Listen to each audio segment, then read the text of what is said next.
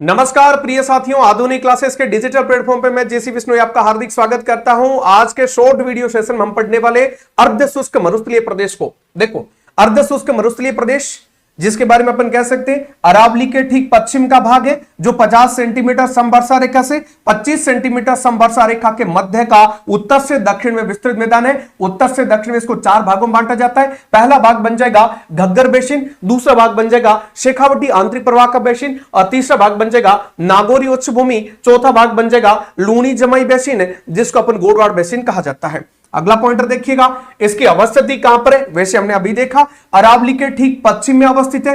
25 centimetre समवर्षा रेखा से 50 centimetre समवर्षा रेखा के मध्य का अर्ध शुष्क प्रदेश बन जाएगा। यह बांगर मैदान है, पुरानी नदियों के द्वारा निर्मित मैदान है, जो कि अपेक्षाकृत कम उपजाऊ होता है। खादर होता तो ज्यादा उपजाऊ क्षेत्र बन जाता। अगला पॉइंटर कि सर इसका पहला पार्ट देखते हैं, घग्गर बेसिन जिसको कहा जाता है। जिला पूछा जाए, गंगानगर हनुमानगढ़ में विस्तृत है। नदी घग्गर नदी का बेसिन है। उपनाम पाट या नाली क्षेत्र कहा जाता है। विशेषता यह सर्वाधिक सिंचित प्रदेश बन जाएगा। यह एक उपजाऊ बेसिन बन जाएगा। कृषि की दृष्टि से यह संपन्न प्रदेश बन जाएगा। यही कारण है इसको अन्न का कटोरा कहा जाता है। और इसकी प्रमुख फसलें देखी जाए, कपास, गन्ना, गेहूं, गवार, जौ, सरसों, ये मुख्य रूप से यहां पर फसलें होती है। सर यदि आपसे पूछा जाए अन्न का कटोरा कौन सा आपका भौतिक उपविभाजन है, तब घग्गर बेसिन बता देना। भौतिक प्रदेश पूछा जाए पूर्वी मैदानी प्रदेश बता देना। जिला पूछा जाए गंगानगर बता देना।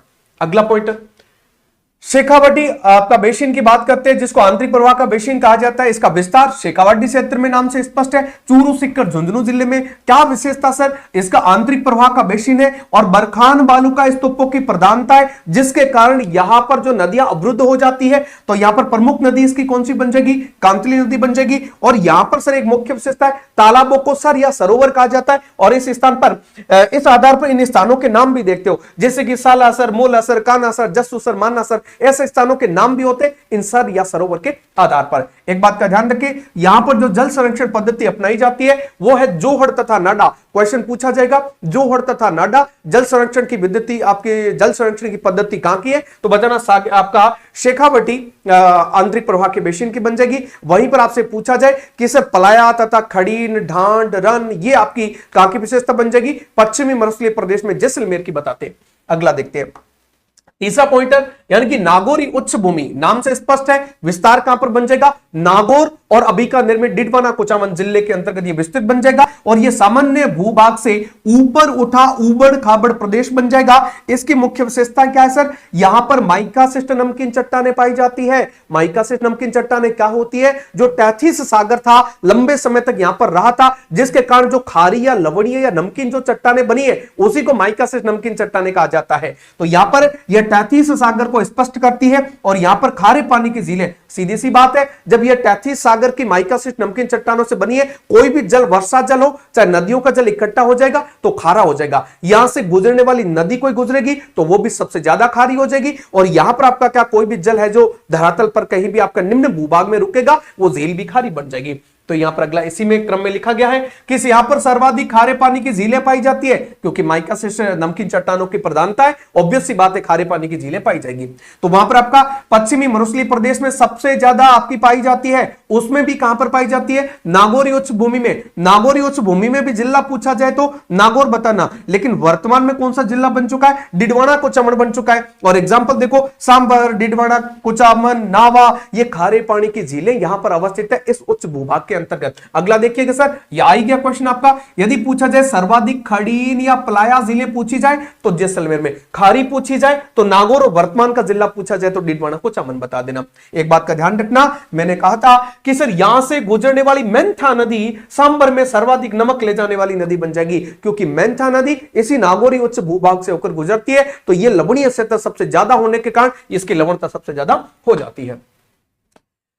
ना केवल ये आपका लवणीय क्षेत्र की दृष्टि से प्रधान है, बल्कि इसके साथ साथ में कई प्रकार के खनिज संसाधनों की दृष्टि से और अन्य विशेषताओं को लेकर है। तो यहां पर 3 बड़े बड़े बेल्ट इस नागौरी उच्च भूमि में देखते हो। पहला बेल्ट संगमरमर बेल्ट जिसको कहा जाता है, कहां पर है? मकराना में बन जाएगा। क्या विशेषता है? संगमरमर का जमाव क्षेत्र यहां पर आपका पाया जाता है और यहां से सर्वश्रेष्ठ सफेद संगमरमर की प्राप्ति यहीं से होती है और इसी से आपका ताजमहल भी निर्मित है।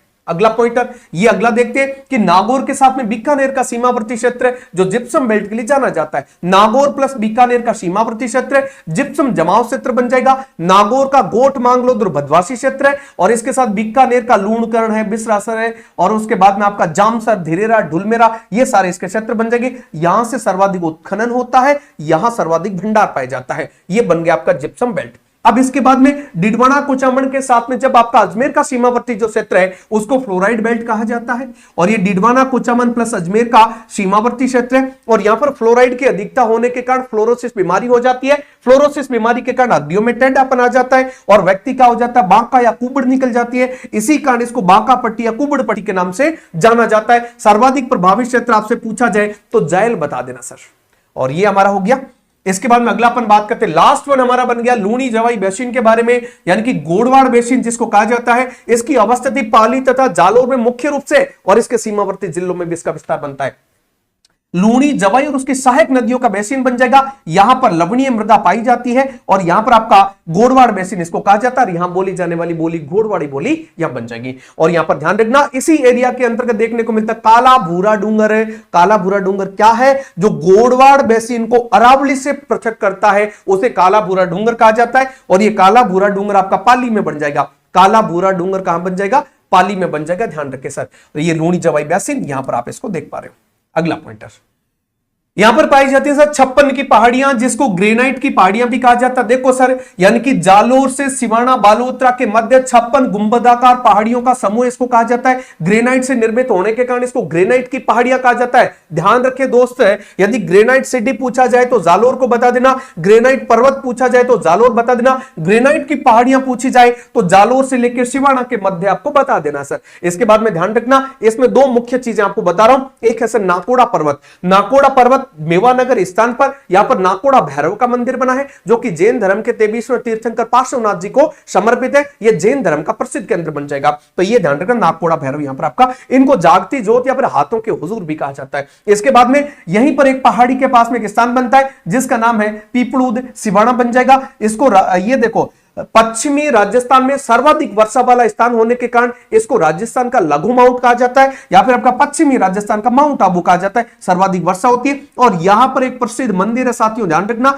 हल्देश्वर महादेव का मंदिर बहुत ही प्रसिद्ध बन जाएगा। और इसके साथ में आपको मैं चीज बता देना चाहता हूं सर, यहां पर आपका सिवाना का कुमट दुर्ग भी बन जाएगा। इसके साथ में यहां पर जालोर का दुर्ग भी आपका बन जाएगा, है ना, यानी कि जिसका दरवाजा कोई भी आतंकी कोई भी आपका आक्रमणकारी नहीं खोल सका, जिसके बारे में कहा जाता है। मेरे प्यारे साथियों के लिए महत्वपूर्ण सूचना है, यदि आप जीके को रॉक सॉलिड बनाना चाहते हो, संपूर्ण जीके मेरे से ट्रिक के द्वारा पढ़ना चाहते हो, मेरे जितने भी पढ़े हुए विद्यार्थी जो है उनकी विशेष डिमांड पर हमने एक श्री गणेश बैच का प्रारंभ किया है और ये हमारा जो श्री गणेश बैच है ये मात्र 321 रुपए में अभी है। थोड़े समय बाद में इसकी रेट 999 रुपए हो जाएगी।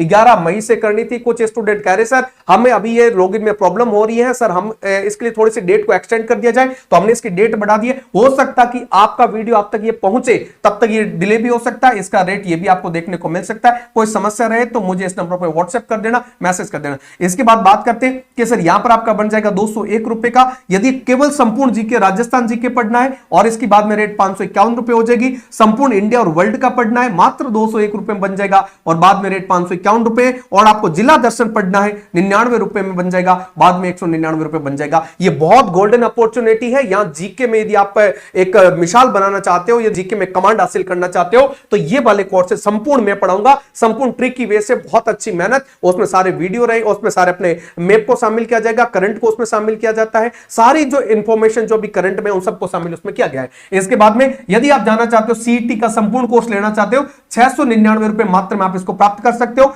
यदि आप चाहते हो कि सर संपूर्ण मुझे तो सीईटी का जीके पढ़ना है तो 351 रुपए के अंदर बन जाएगा। आने वाली वीडियो और जो पुलिस की भर्ती है, पटवार की भर्ती है, इस तक इसकी वैलिडिटी रहेगी और संपूर्ण तैयारी विधिवत तरीके से यहां पर आपको कर सकते हो। और यदि वीडियो हमारा अच्छा लगा हो, आधुनिक क्लासेस के डिजिटल प्लेटफॉर्म को आपको सब्सक्राइब करना है और आधुनिक क्लासेस का आपका एप्लीकेशन प्ले स्टोर से जाकर डाउनलोड करना है। Thank you so much.